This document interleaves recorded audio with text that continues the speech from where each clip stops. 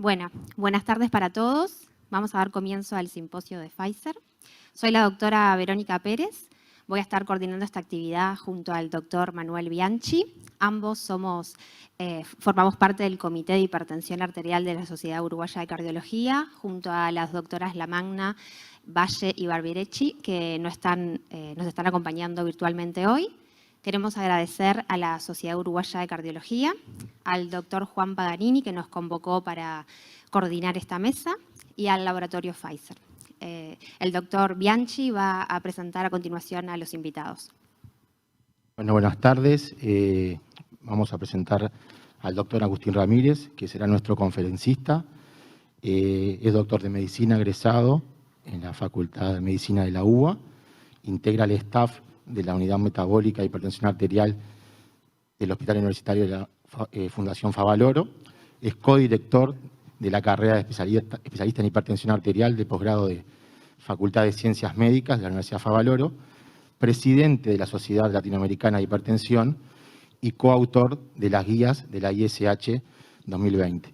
También nos va a acompañar como panelista el doctor Washington Viñolo, doctor en Medicina, egresado de la UDELAR, especialista en Medicina Interna y Cardiología, profesor agregado al Departamento de la Cátedra de Medicina de la Facultad de Medicina de la UDELAR y director del Departamento de Medicina Interna del Hospital Británico.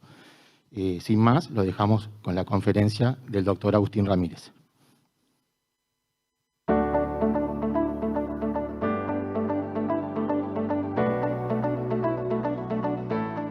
Buenas noches, agradezco a la Sociedad Uruguaya de Cardiología por la invitación y al laboratorio Pfizer que me han permitido estar presentando esta charla sobre las nuevas guías de la Sociedad Internacional de Hipertensión Arterial, para lo cual vamos a ver algo de epidemiología, alguna realidad mundial, datos regionales, que dicen las guías de la Sociedad Internacional de Hipertensión Arterial y algunas comparaciones con la guía americana y la guía europea, para luego llegar a una conclusión, aprovechando todos los datos obtenidos, en cuál sería la consulta ideal en el control de la hipertensión arterial.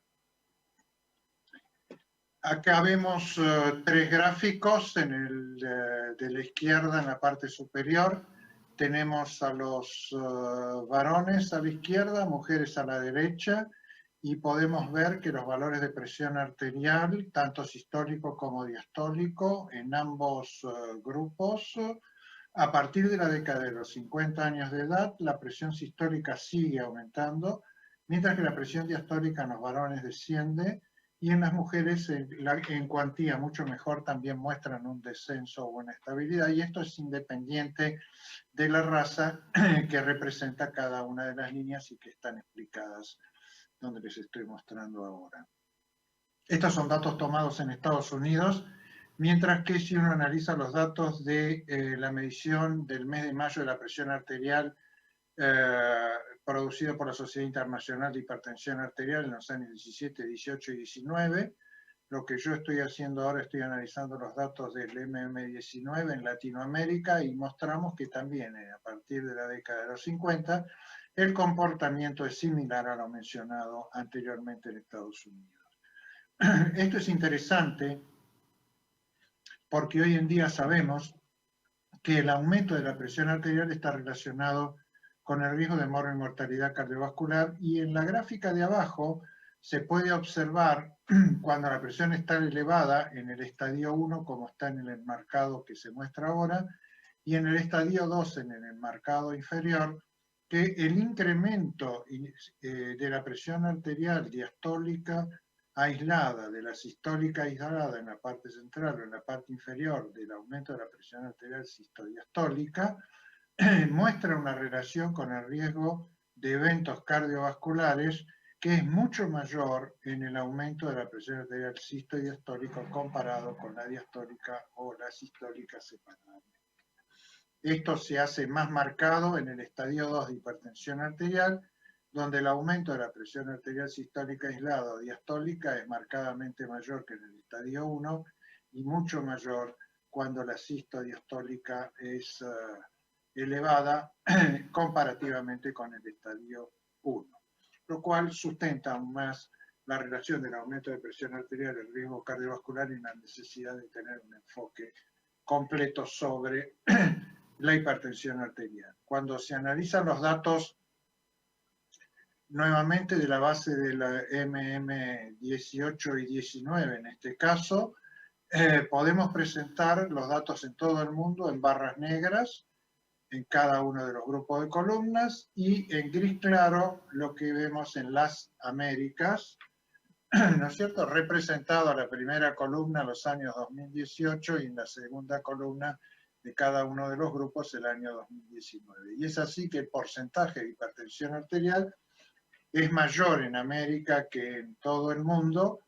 La conciencia de saber si hipertenso es mayor también en las Américas comparado por el mundo, y aunque se mantiene elevado el número de pacientes que están en tratamiento en América, con relación a los pacientes que tienen conocimiento de su hipertensión arterial, este valor o este porcentaje es mayor, que se hace mucho menor en aquellos más pacientes que han logrado el objetivo terapéutico comparado a todos los tratados, aunque es igual que el resto del mundo. Esto quiere decir que hay una discrepancia entre el diagnóstico, tratamiento y lograr el objetivo terapéutico, que genera lo que se llama el drama de la hipertensión arterial, y hoy se conoce como la regla de los medios. O sea que eso se explica tomando una población estimada de 44 millones de individuos con una incidencia de hipertensión arterial del 22%, serían 9.860.000 individuos hipertensos. Y en función de ello vamos a ver que se produce el fenómeno del iceberg, donde la masa mayor está bajo de lo que nosotros estamos controlando con relación a lo que tenemos controlado. Y entonces se explica por qué la mitad de los pacientes desconoce su condición de hipertenso con relación a la otra mitad que sí lo conoce, que aunque lo conoce solo la mitad está sin tratamiento y la otra mitad está tratada, y esta mitad tratada, solamente la mitad ha logrado normalizar por debajo de los 140-90 milímetros de mercurio la presión arterial. Esto hace que si calculamos la mitad de la mitad de la mitad, tengamos que aproximadamente 8.627.500 individuos que son hipertensos, ¿no es cierto? La mitad desconoce ser hipertenso, la mitad que sabe no está tratado, y la que sabe está tratado no logra el objetivo terapéutico. Por lo cual, este grupito que corresponde a la mitad que sabe está en tratamiento y normalizó la presión arterial con relación al número total, si lo consideramos 100%, no es más del 12.5%, con lo cual nos indica que esto es el pico de lo que nosotros habitualmente vemos, y lo que no vemos es el monstruo que está abajo, que representa a los individuos que no conocen su condición de hipertensión arterial, o sea, no están diagnosticados, que no están tratados, y si están tratados, la presión no está con el objetivo. Quiere decir que nos deja una deuda con el 87.5% del total de pacientes hipertensos de la población. Esto es interesante porque no solamente en relación al riesgo y la necesidad de hacer el diagnóstico, el enfoque terapéutico y lograr optimizar y llegar a los valores objetivos, en Estados Unidos han demostrado también, por su lado, de que a medida que uno se hace más anciano, los valores de la presión arterial, tanto en individuos varones como mujeres, normotensos e hipertensos, muestran un comportamiento con una prevalencia en aumento a medida que nos hacemos más ancianos. Y esto es interesante porque cuando uno toma un grupo de pacientes de 55 a 65 años que fueron seguidos durante 20 años, son los resultados de Bazán y colaboradores en el año 2002, ellos vieron que el porcentaje de individuos que tenían riesgo de hipertensión arterial a los 10 años de seguimiento estaba alrededor del 50 al 60%, y si lo seguía 20 años, prácticamente el 90, casi 100% iban a ser hipertensos. Eso quiere decir que independientemente de la normalidad de presión arterial por debajo de esa edad, a partir de esa edad, en 10 años, estos individuos se iban a hacer hipertensos, y en 20 el 100% iba a estar hipertenso. Esto sustentó que el Joint National Committee of Hypertension número 7 contemplar el grupo de valores de presión arterial que están entre los 120, 80 milímetros de mercurio y 139, 89 milímetros de mercurio, que la Sociedad Europea de Hipertensión Arterial, después lo veremos más claramente, considera como normal y normal alto, para el Joint National Committee of Hypertension 7 se lo consideró como prehipertenso, dado que a la larga iban a ser el 100% hipertensos. Por lo tanto, esto hizo que las guías de las americanas de hipertensión arterial, cuyos valores están presentados en las dos columnas de la izquierda, comparativamente con los de la europea de hipertensión arterial, que están en las dos centrales, y de la internacional de hipertensión arterial en las dos de la derecha, hizo que los americanos tuvieran que reacondicionar los valores de normalidad y consideraron que es normal la presión arterial cuando está por debajo de los 120-80 milímetros de mercurio. Mientras que cuando se está en esa condición de presión arterial, para los europeos es presión arterial óptima y no está contemplado en internacional de hipertensión arterial porque considera la internacional que todo valor por debajo de 130-85 milímetros de mercurio es un valor de presión arterial normal y que coincide con lo que es normal, que son los dos estadios que están acumulados como normal y óptima para la europea de hipertensión arterial. Mientras que el rango de 120-129 sistólica, sin cambios en la diastólica, para los americanos es presión arterial elevada y el corte de 130-80 a 139-89 define estadio 1 de hipertensión arterial y con valores superiores a los 140-90 es el estadio 2. Mientras que el estadio 1 lanza con los 130-80 milímetros de mercurio, o sea, para diferenciar normotensión de hipertensión. Para los europeos y la Sociedad Internacional de Hipertensión Arterial, ese valor de corte es los 140-90 milímetros de mercurio, definiendo en los europeos el grado 1 de 140 a 159, 90, 99, el grado 2, 160, 179, 100, 109, el grado 3 mayor o igual a 180, 110 milímetros de mercurio, y la conjunción del estadio 2 y 3 hace el grado 2 del Internacional de Hipertensión Arterial, el grado 1 es similar. O sea que estas son las grandes discrepancias que tienen fundamentalmente las americanas con la europea y la internacional de hipertensión arterial, recordando y enfatizando que hace ya varias guías atrás que la Sociedad Europea de Hipertensión Arterial enfatiza la necesidad del diagnóstico y tratamiento de lo que se define como hipertensión arterial sistólica aislada, por lo que vimos en la primera diapositiva y el riesgo de muerte y mortalidad cardiovascular. O sea que, habiendo cambiado los valores de consultorio de la presión arterial, también hubo una necesidad en las guías americanas de cambiar los valores que se miden fuera del consultorio, como es el monitoreo ambulatorio de la presión arterial o el monitoreo domiciliario de la presión arterial. Y es así que la definición del corte para normotensión e hipertensión, definido por la fuerza de trabajo de la Sociedad Europea de Hipertensión Arterial, hace que la guía considere el nivel de corte entre normotensión e hipertensión para el promedio de 24 horas los 130-80 milímetros de mercurio, para el promedio diurno 135-85 y para el periodo nocturno 120-70, que es asimilado de esa forma por la Sociedad Internacional de Hipertensión Arterial. Los americanos, para analogarlo con el consultorio, el promedio de corte para las 24 horas es 125-75, que es menor al que usan los europeos y la internacional. El corte para el periodo diurno es 130-80, que se refiere al de 24 horas de los europeos y los internacional, y el nocturno 110-65, que es inferior al de las otras dos guías. Tradicionalmente, el monitoreo domiciliario de la presión arterial utiliza los niveles de corte para definir normotensión e hipertensión, aquellos relacionados con el promedio diurno, que para las dos guías, la europea y la internacional, es 130-85 milímetros de mercurio, mientras que para los americanos es 130-80 referido al promedio diurno de Europa.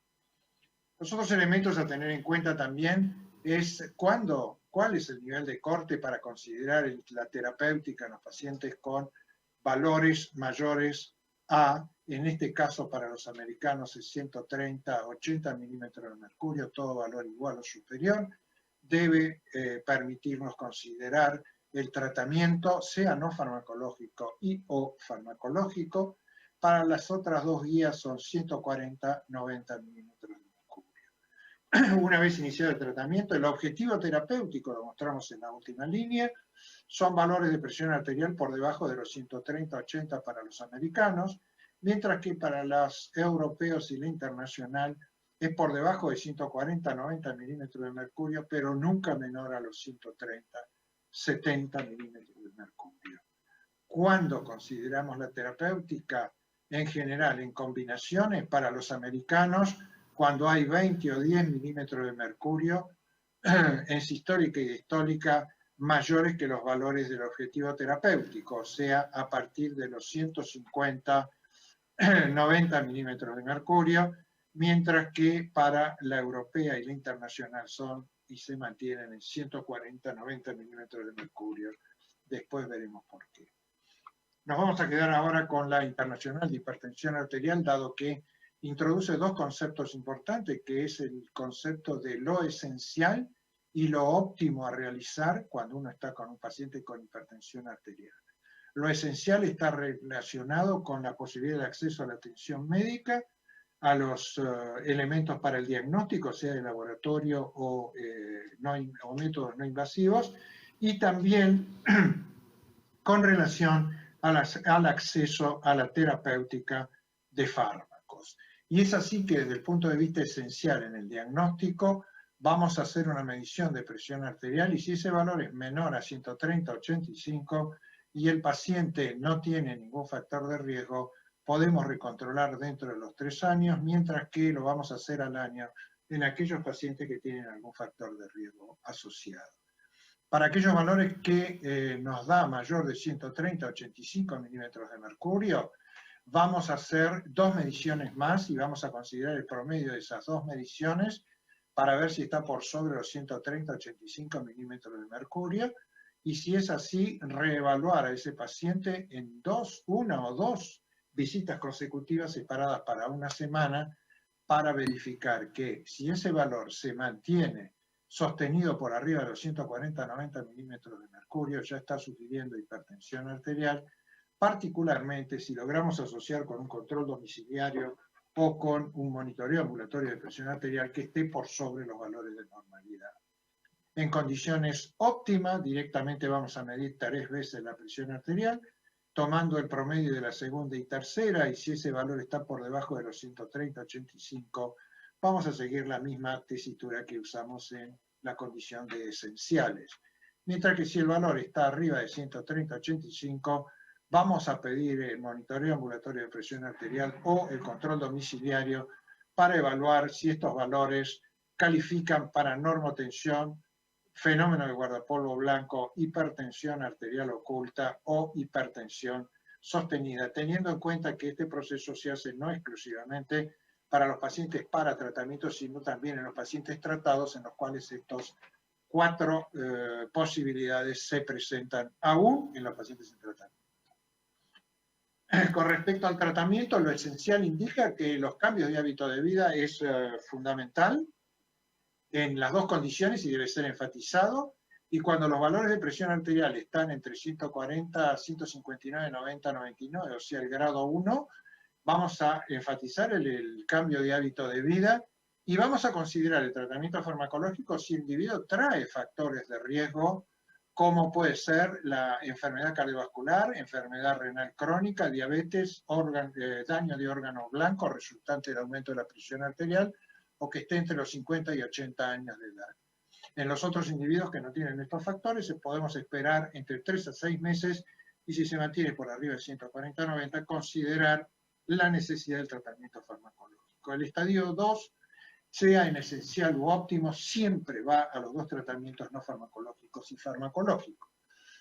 Para ello, los pasos terapéuticos va a ser, en la condición de esencial, usar cualquiera de las drogas que tengamos disponible para su uso. El objetivo es rápidamente bajar la presión arterial, como mínimo 20-10 milímetros de mercurio, que es lo que aconseja la Sociedad Internacional de Hipertensión Arterial, y en los pacientes con grado 1 considerar comenzar con monoterapia y ir ajustando la medicación según la respuesta del paciente, específicamente en aquellos mayores de 80 años o que tienen fragilidad, tratando, si están tomando diferentes dosis, de unificar el tratamiento en la menor cantidad de comprimidos por día para tener una mayor adherencia. Y define también en pacientes de raza negra o raza no negra que en estos últimos podemos empezar con los fármacos que interfieren en el sistema renina-angiotensina-aldosterona, más un calcio antagonista o un diurético del tipo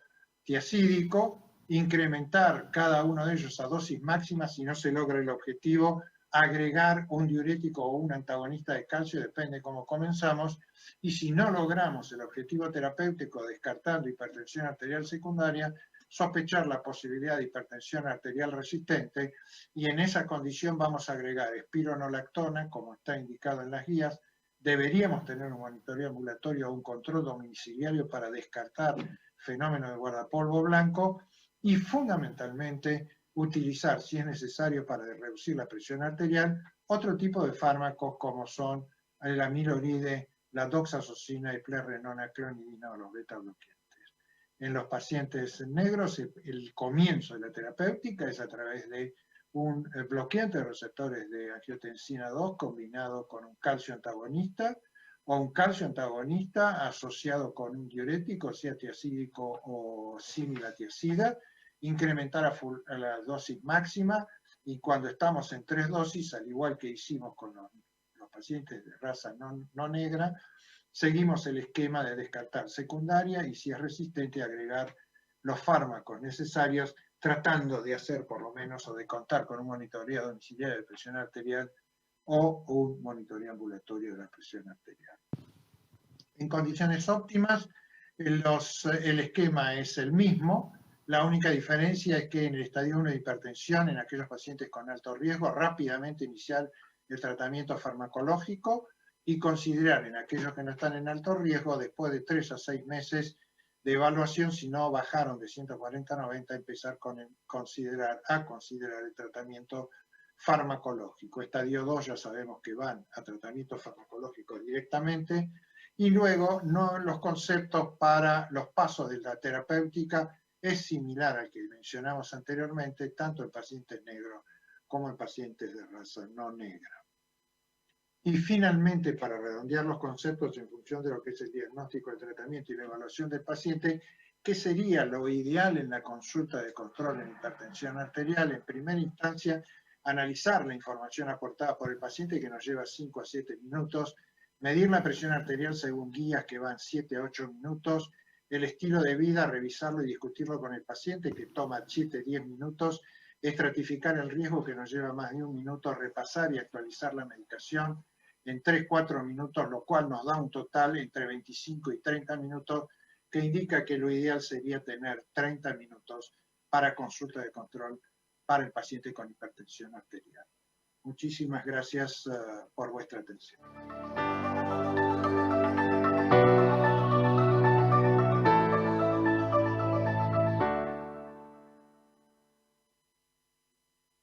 Bueno, le agradecemos al doctor Ramírez por su conferencia, muy buena comparación entre las guías y muy prácticos los conceptos. La idea ahora, en los próximos minutos, es ver si surge alguna pregunta del auditorio para discutir con nuestros invitados. Mientras tanto, si vemos si llega alguna pregunta, queremos destacar justamente estos conceptos nuevos que surgen en la guía internacional y preguntarle al doctor Ramírez, que como dijimos es coautor de estas guías, de estos conceptos, de la diferencia que toman de estos conceptos en cuanto a lo esencial y lo óptimo, un poco cómo fue que surgió esa idea y qué es lo que estaban buscando con ellos.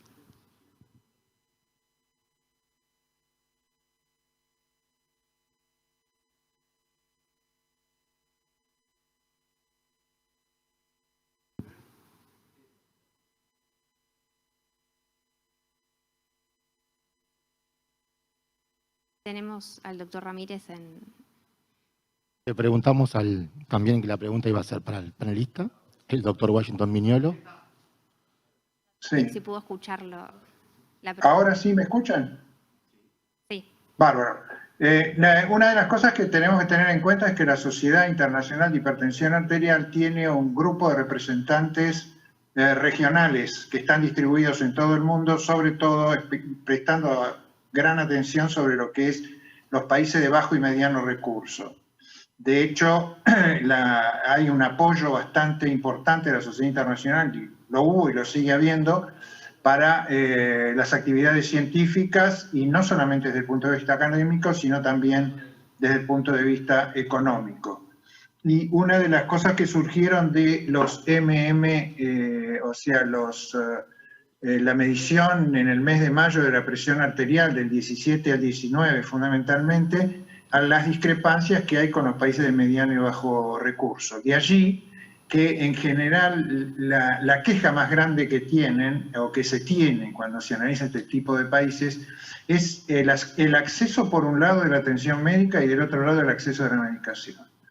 Lo cual, en general, la Sociedad Internacional de Hipertensión Arterial siempre, esta es la segunda guía de la cual yo participo. La primera se discutió qué es lo que teníamos que tener en cuenta para no ponernos arriba de todas las guías que ya están presentes en los diferentes continentes y también en muchos de los países, sino que dar reglas generales que puedan ser seguidos y adaptadas en cada uno de los países. Y una de las cosas es considerar que es lo mínimo que, digamos, que se puede hacer desde el punto de vista médico en presencia del paciente, no solamente en la atención médica, sino por el entorno psicosocial del individuo, para brindarle las mejores posibilidades en la situación que estemos. De allí que ustedes ven que en lo que es el acceso de fármacos se vuelve al viejo concepto de la Organización Mundial de la Salud, que es para bajar la presión arterial use cualquier remedio que tenga. E incluso la Organización Mundial de la Salud sugirió que si usted no tiene fármacos originales y tiene genéricos, use genéricos, pero lo importante es bajar la presión arterial. Y en segunda instancia se puso lo óptimo que es todo aquello que nosotros podemos hacer en los centros de alta complejidad. Se discute, digamos, el ecodoppler como una rutina o no, como esencial u óptimo, y después incluso el inicio de la terapéutica, que en óptimo es siempre empezar con combinaciones en la medida que sea posible, y en lo esencial, si no tenemos combinaciones de un solo comprimido, es empezar de a 2 comprimidos o 3, lo que sea necesario, tratando en la medida que tengamos disponibilidad, movernos a la menor cantidad de comprimidos por día. Esas son las grandes, en general, el concepto que hace considerar estos dos elementos que nos pareció que era bastante importante, porque muchas veces uno lee la guía y no tiene nada que ver con lo que uno puede hacer en su lugar de trabajo, que es diferente, por ejemplo, en cada uno de los países, y en Uruguay es lo mismo. Una cosa es la atención médica que uno tiene, eso estuvimos conversando hace un par de días. Una cosa es la atención que uno puede dar en Montevideo, las grandes ciudades uruguayas, y después cuando uno va más al interior, va diferenciándose por el acceso a la complejidad y a la calidad de la atención y la terapéutica que tiene el individuo. Eso es más o menos haciendo un resumen grosero. Muchas gracias, doctor Ramírez. Y bueno, también vamos a pedir la opinión del doctor Washington Viñolo, la opinión general de las guías y también el concepto de esencial y óptimo. Bueno, lo primero, agradecerles la invitación. Lo segundo, felicitar al doctor Ramírez porque me pareció excelente su exposición. Y lo tercero, decirle que las guías estas me resultaron particularmente atractivas. Son guías cortas, son guías concisas, son guías claras, son guías bien referenciadas, introducen lo que acaba de enfatizar el doctor Ramírez de algo que nos problematiza. De acuerdo al medio en que nos movemos, son los recursos que disponemos para estudiar y tratar a un hipertenso. Es decir, que diferenciar entre lo óptimo que nos plantean las guías de los países del norte y el mínimo para efectuar un tratamiento, estudio, diagnóstico decoroso de un hipertenso, está muy bueno que se formule por escrito y por gente del nivel de los coautores de esta guía. Lo otro que me gustó de esta guía, que tiene fuertes similitudes con la guía europea, con la que yo simpatizo particularmente, pero me parece que le mejora algunas cosas, la simplifica y nuevamente introduce el concepto de lo óptimo y lo esencial. Un tercer punto es que recordar, y voy a decir de nuevo lo que dijo el doctor Ramírez, el objetivo del tratamiento de la hipertensión es, primero, bajar la presión arterial y con eso bajar el riesgo vascular del sujeto. La guía enfatiza en que lo bajemos con lo que podamos o con lo que tengamos, y como conversábamos hace unos días con él, con lo que tengamos en la vitrina, por ejemplo, cuando yo trabajaba en el hospital de clínicas, y hay que ser dúctil en eso, hay que bajar la presión arterial. Me parecen muy sensatas las metas de presión arterial. No bajar excesivamente la presión arterial, no emperrarse. 140/90, como dice la guía europea, parece un valor adecuado. En algunos pacientes se puede ir más bajo, en otros hay que ser más cauto, pero no enloquecerse. Y recordar algo que está dicho en la introducción de las guías, que bajar 20 milímetros la presión sistólica, 10 milímetros la diastólica, baja 50% el riesgo de eventos vasculares. La cita que trae es el metaanálisis de Sarah Lewington del 2002, que si bien es un metaanálisis observacional, está ratificado por múltiples otros estudios de intervención. Y bueno, me parece que el otro punto final es cuidar en que no debemos ir demasiado bajo, excepto que estemos muy seguros de la buena tolerancia al paciente, particularmente los frágiles, los viejos, los que tienen hipotensión ortostática. Y yo me quedo por ahí, lo felicito. Me parece un documento excelente, práctico y que se puede leer rápido. Y las dos tablas finales, las que usted especificó allí a lo largo de su charla, como también conversamos el otro día, tenían que estar arriba del escritorio del médico, colgados en la pared, porque en 5 minutos uno sabe lo que tiene que hacer. Así que me parecen muy buenas guías. Muchas gracias, doctor Viñolo. Y otra pregunta para ambos, para el doctor Ramírez y Viñolo, para disparar un poco la discusión, es acerca de qué estrategias se pueden implementar a nivel gubernamental, ministerial, de la práctica clínica habitual, para lograr mejorar ese escaso porcentaje de pacientes que conocen su enfermedad, que la tratan y que llegan a cifras terapéuticas. Es algo que ya hace muchos años que existe, que lo sabemos y que nos está costando mucho llegar a las cifras óptimas. Doctor Ramírez.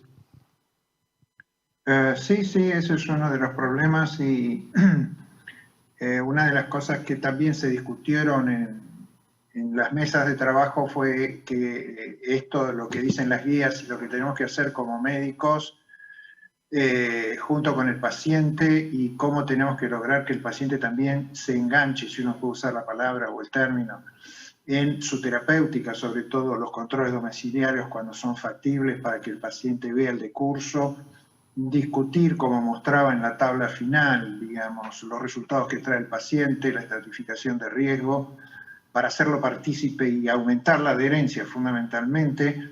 Todo este trabajo es ínfimo, digamos, si no tiene un apoyo sustancial de las autoridades, ¿no es cierto? Porque si las autoridades gubernativas no apoyan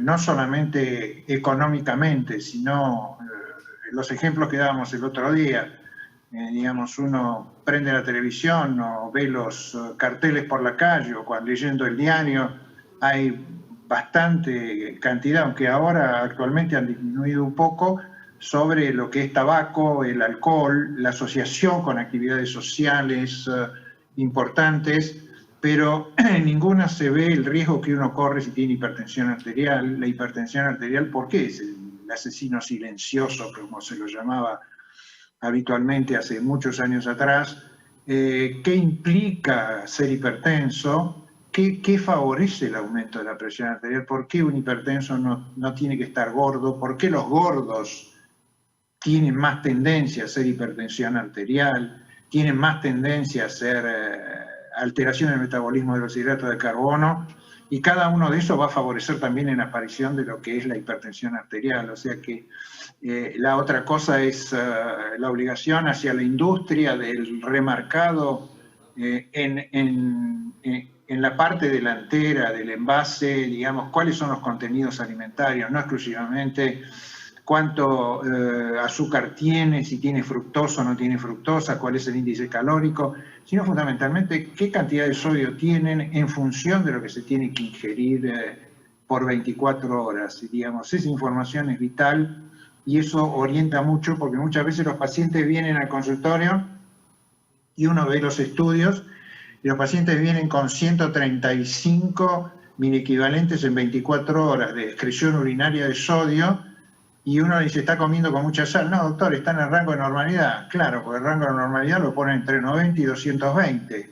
Pero teóricamente, si hace una dieta baja en sodio, tiene que venir por debajo de los 90 miliequivalentes. O sea, el paciente jura y perjura que está comiendo y cocinando sin sal, pero después se acuerda que come de vez en cuando pan, factura, está comiendo embutidos, y todos esos elementos tienen sal, y no todos traen el indicativo de atención, producto que tiene una concentración de sodio elevada. Entonces, una de las conclusiones que habíamos tenido el otro día cuando conversamos justamente sobre esto es que en la medida que el gobierno no se comprometa en todos estos trabajos, no solamente de prevención, sino también de enfatizar y de obligar a la población, es prácticamente un grano de arena en el desierto. Y para finalizar el comentario que también hicimos es que en Inglaterra, por ejemplo, uno atiende a un paciente con hipertensión arterial y si los valores no están por debajo de 140/90, no cobra el honorario que le corresponde por la atención,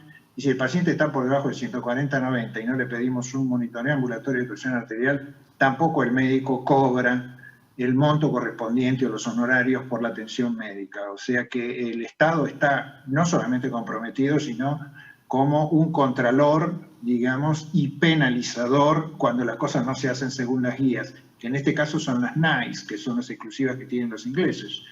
Pero esas cosas realmente se hacen, y recientemente apareció una actualización del NICE donde enfatiza fehacientemente el uso del monitoreo ambulatorio de presión arterial, aunque el domiciliario es bueno, pero la información que da el ambulatorio debe ser tenido en cuenta, y dado que está subvencionado por el Estado, que sea utilizado. O sea que evidentemente no solamente es el médico que enfatiza, sino que le enfatizan al médico las cosas que debe de hacer, y si no las hace lo penaliza. Creo que, digamos, es un ejemplo bastante interesante.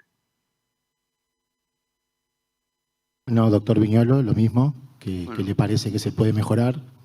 Totalmente de acuerdo con el doctor Ramírez. Por un lado, políticas macro para prevenir las enfermedades no transmisibles. Parece una paradoja en este momento de muertes masivas por COVID, pero bueno, también es un enemigo igualmente dañino o peor. O sea que la pandemia no nos puede evitar olvidar esta otra pandemia que es la hipertensión. Y sí, la autoridad sanitaria tiene que poner todas las baterías, y creemos que se ha quedado por el momento, independientemente del pelo político, se ha quedado corta una cosa que ha sido muy buena en Uruguay, la campaña de erradicación del tabaco, y de paso digo que no soy del pelo político que lo instrumentó, pero que la felicito, la aplaudo y la comparto. A mí me parece que el médico también tiene que hacer lo suyo, pero también favorecido por el sistema. El doctor mostró en su última lámina que una consulta con un hipertenso debe demorar, corríjame, pero en torno a una media hora, sí. 30 minutos. Y bueno, yo creo que no hay consulta médica de nada que pueda durar menos de eso. Fíjense que acá solo es hipertenso, pero no viene hipertenso, trastornos metabólicos, dislipemia, puede tener una glicemia normal alterada de ayuno, etcétera, etcétera, etcétera. Múltiples comorbilidades. ¿Cuánto tiempo tiene un médico en Uruguay promedio para ver a un paciente? 15 minutos, como conquista social médica hace poco tiempo. Y bueno, y los que somos más viejos y ya trabajamos más deportivamente, no tomamos el tiempo que queremos, pero somos 1 en 1.000.000. Entonces, tiempo para ver el enfermo, primera cosa. Segundo, tomarle la presión al paciente. Y le comentaba al doctor el otro día en un Zoom que tuvimos, en un estudio que realizó el doctor Sandoya en una mutualista de nuestro país, 40% de las historias clínicas no tenían registro de presión arterial. Es decir, no le medimos la presión arterial. De los que se le midieron la presión arterial, se les midió como la mona, porque ninguno satisfizo las indicaciones que están planteadas en todas las guías, incluida la guía de la Asociación Internacional de Diabetes. Entonces, tener tiempo, escuchar al paciente, medirle la presión arterial y pensar, lógicamente, cuál es el mejor camino a seguir. Tener medicamentos disponibles, baratos, fáciles de usar, genéricos, pero que sirven. Y no enloquecerse entre bajarle 5 milímetros más o 2 milímetros más la sistólica si le pongo perindopril, enalapril o goyopril, a mí me dicen goyo. No importa, lo importante es tener esa meta, tener claro, sabiendo que hay circunstancias moduladoras, indicaciones más perentorias para el uso de una o más drogas de ciertos grupos. Entonces, falta, me parece, pensamiento macro de parte de las autoridades, falta tiempo para el médico y falta que el médico se ponga la camiseta y se dedique a la hipertensión, sabiendo que es la causa número 1 de muerte en el mundo, ¿no? Muchas gracias, doctor Viñolo. Y bueno, ahora vamos a pasar a la segunda instancia de la actividad. La doctora Verónica Pérez les va a presentar un caso clínico con unas preguntas a modo de disparador de la discusión. Muy bien. Bueno, tenemos un paciente de sexo masculino, 59 años, con antecedentes familiares de hipertensión y diabetes, antecedentes personales de ser un exfumador, sedentario, sobrepeso y estresado. Es derivado de la Policlínica de Cardiología por Medicina General porque presentó en el examen de libreta de conducir una presión arterial de 145/95. Se le indicó después realizar un monitoreo domiciliario de la presión arterial con un promedio de 130/85 en su domicilio. Este paciente tenía un índice de masa corporal de 28, con un perímetro abdominal de 105 centímetros. Concurre con una paraclínica, con una glicemia de ayuno de 1,15, una hemoglobina glicosilada de un 6%, LDL 130, HDL 30, triglicéridos 200, TSH normal, el resto de la paraclínica normal. Estaba totalmente asintomático a nivel cardiovascular, examen físico y electrocardiogramas normales. Y la presión en consultorio fue de 140/90. Entonces, ¿qué conducta a nivel terapéutico tomaríamos en este paciente? A. Indico modificaciones en el estilo de vida y control evolutivo a los 3 meses sin realizar tratamiento farmacológico. B. Solicito un monitoreo ambulatorio de la presión arterial para definir conducta en cuanto a instaurar o no tratamiento farmacológico. C. Inicio tratamiento farmacológico para el control de las cifras de presión arterial. O D. Ninguna de las opciones anteriores, faltan estudios complementarios para indicar terapéutica. Votamos.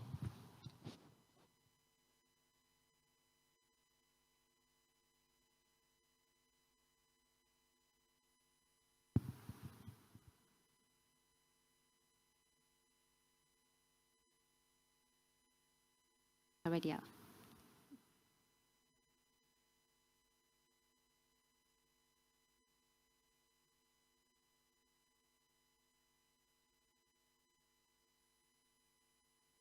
Bueno, tenemos entonces que casi un 50% del auditorio solicitaría un mapa para definir conducta en cuanto a instaurar o no tratamiento farmacológico. Y bueno, después la otra opción también, que tuvo un alto porcentaje, fue sobre las modificaciones en el estilo de vida y dar 3 meses al paciente antes de instaurar medicación. Vamos a preguntarle a los invitados a ver qué harían ellos.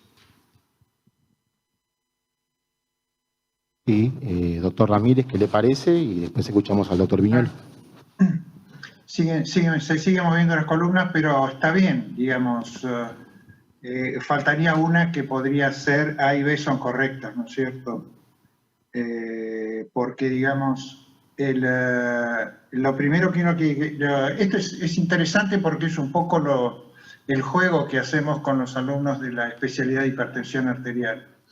Ellos lo primero, cuando uno presenta un caso como este, lo primero que dicen, tendría que saber cuál es el ecocardiograma, quisiera saber cuánto es esto, cuánto es lo otro.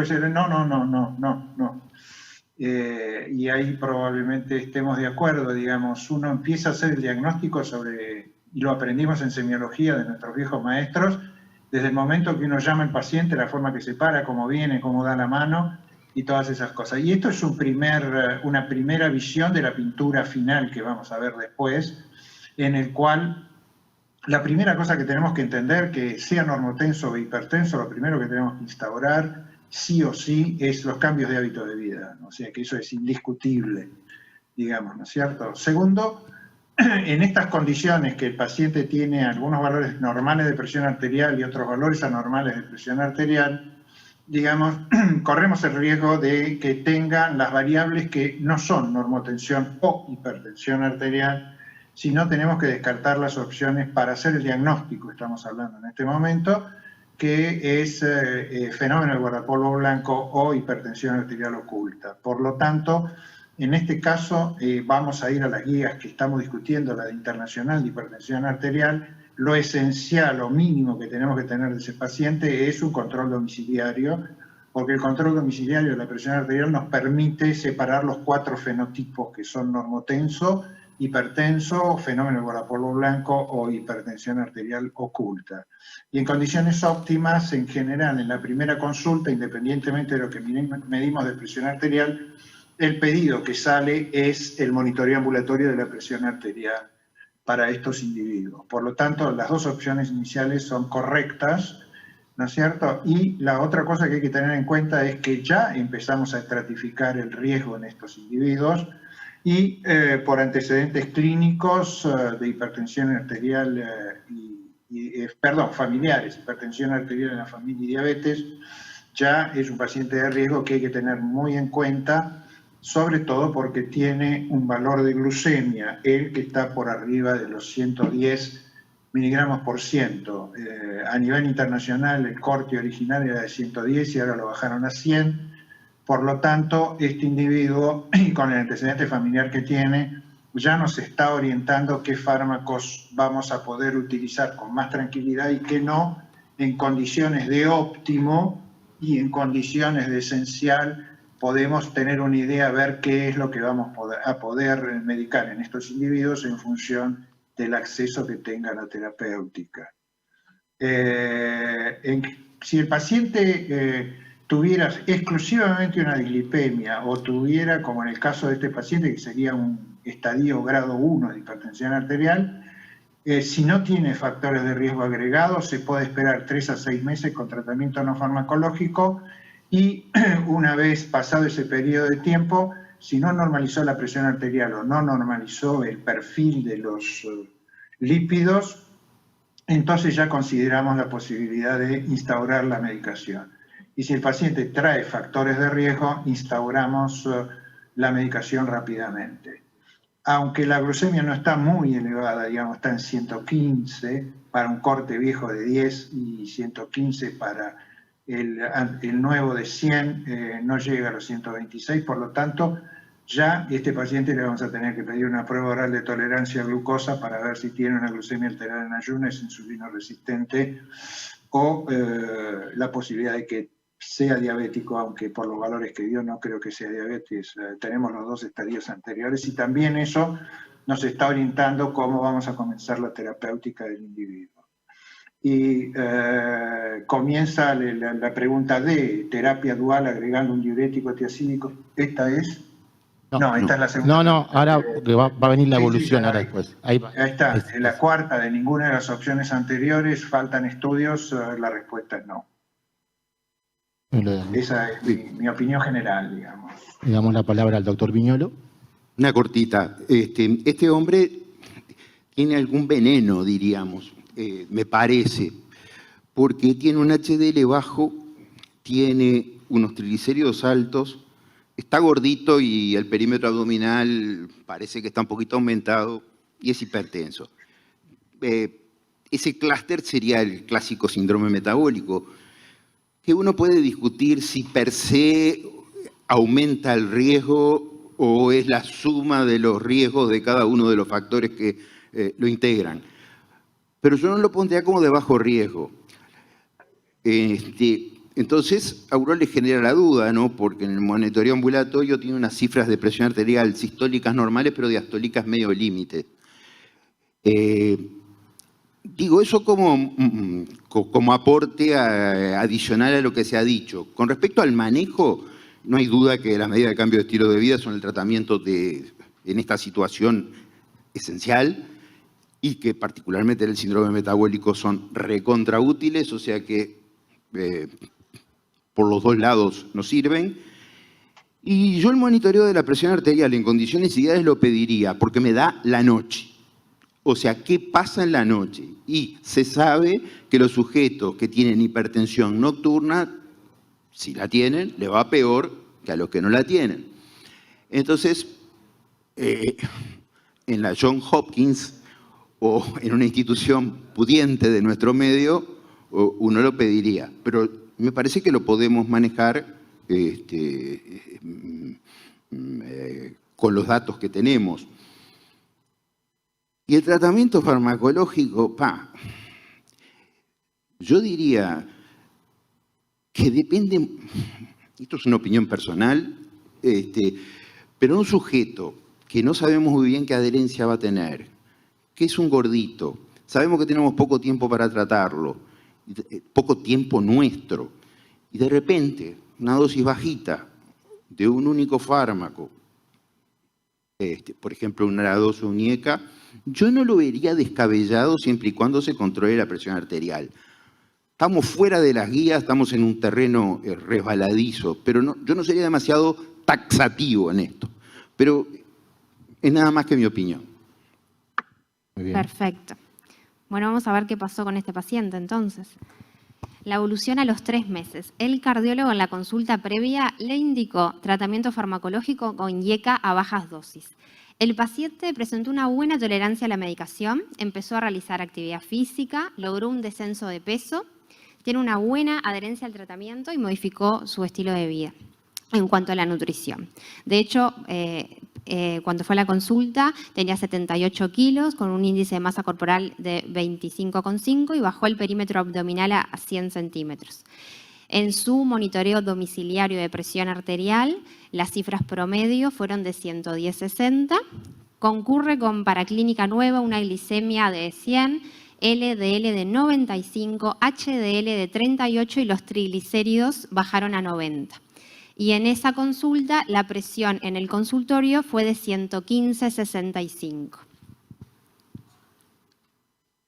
Entonces, en vistas a la evolución de este paciente, ¿qué conducta terapéutica adoptaríamos ahora? A. Mantengo el tratamiento farmacológico junto a las medidas higiénico-dietéticas.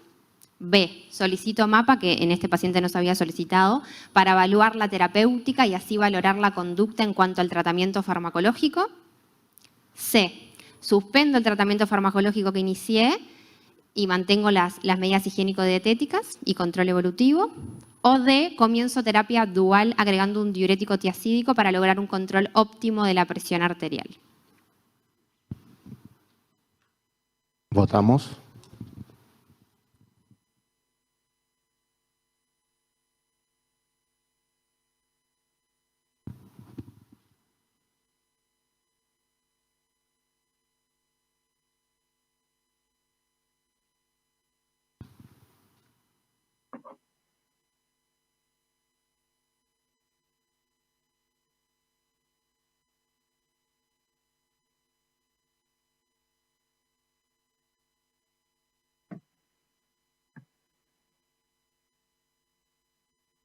Bien. Bueno, vemos que del auditorio más del 50% mantendría el tratamiento farmacológico, o sea, lo seguiría como venía hasta ahora el paciente. Y bueno, después hay un 30% que solicitaría en este momento un monitoreo ambulatorio de presión arterial. Vamos a ver a los invitados qué les parece. Doctor Ramírez. Sí, no, estoy de acuerdo. Aparte es interesante porque, digamos, en las condiciones que traía el paciente, digamos, que estaba en sobrepeso, nosotros sabemos muy bien que cuando el proceso de aumento del peso hacia sobrepeso o obesidad descarga a nivel orgánico del individuo para protegerse ese aumento de peso, tratar de quemar calorías para volver a retomar el peso original, el mecanismo de control del peso que tenemos intrínsecamente, y eso lo hace aumentando la secreción de catecolaminas, y como el paciente come más veces, la tasa de insulina va oscilando más veces durante el día, lo cual, entre comillas, lo puede transformar cuasi en un insulino resistente. En estas condiciones, con el sistema nervioso simpático activado y una mayor cantidad de oscilaciones de la insulina circulante por las ingestas múltiples que tiene en el día, vamos a tener aumento de la presión arterial por aumento de la actividad simpática y también a nivel renal mayor reabsorción de sodio y agua. Con lo cual, esto es importante tener en cuenta en estos individuos porque también el aumento del metabolismo de los hidratos de carbono, que está favorecido en este individuo por los antecedentes que tiene, o sea que, digamos, la genética está siendo facilitada por el medio ambiente o el entorno que tenía este paciente que se estaba dando, cuando comienza con los cambios de hábito de vida, la actividad física, que va a mejorar mucho la relación HDL-LDL, va a mejorar el metabolismo de los hidratos de carbono e indirectamente también entre los lípidos. El hecho de descender de peso anula este mecanismo para tratar de reducirlo, o sea que la actividad simpática baja y esa insulina resistencia se regulariza porque seguramente si fue al nutricionista lo primero que le dijo es que tenga 4 comidas por día. Entonces este es un paciente, digamos que no es un riesgo bajo, puede ser un riesgo bajo, no es que no tiene ningún riesgo, pero que amerita ver, justo con este ejemplo, amerita ver muy bien qué es lo que es el tratamiento no farmacológico cuando se instaura como corresponde. El tratamiento en este caso con farmacología, un fármaco que interfiere con el sistema renina, angiotensina, aldosterona en este tipo de paciente era indicado justamente por la glucemia elevada. Y en este momento, cuando el paciente responde con una buena adherencia al tratamiento no farmacológico, los parámetros mejoran entre ellos. Fíjense ustedes que él estaba originariamente en sobrepeso y tenía que lograr un objetivo de 76 kilos 500, se quedó en 78 y ya cambió todos los parámetros sin llegar por debajo de 25, que es el peso, que es lo que se para lograr el peso ideal, por lo cual, y con los valores de presión arterial que coinciden los del monitoreo con los de consultorio, se puede ver la tolerancia que tiene el paciente a estos valores de presión arterial y si son buenos se lo puede dejar y si incluso se puede intentar sacar el fármaco que interfiere el sistema renina-angiotensina para ver en qué valor real queda de presión arterial, si realmente requiere este fármaco o se puede reducir la dosis. Son las opciones que uno tiene de ahí en adelante. Muchas gracias, doctor Ramírez. Doctor Muy cortita porque sé que estamos en el tiempo. Lo único que me preocupa es el 12,5% que le agregó otro fármaco. Sabemos que cuando agregamos 2 fármacos de distinta clase, los efectos son aditivos. Lo discutíamos ayer en una mesa de diabetes. En tanto que si duplicamos la dosis de un fármaco nada más que aumentamos 20% el porcentaje de reducción de la presión arterial. Me parece que este sujeto más abajo no hay que ir, y mucho menos con 2 drogas. Nada más que eso. Bueno, muchas gracias. Le agradecemos a la audiencia por acompañarnos, al doctor Ramírez, al doctor Viñolo. Y bueno, damos por finalizado el simposio de Pfizer. Muchas gracias.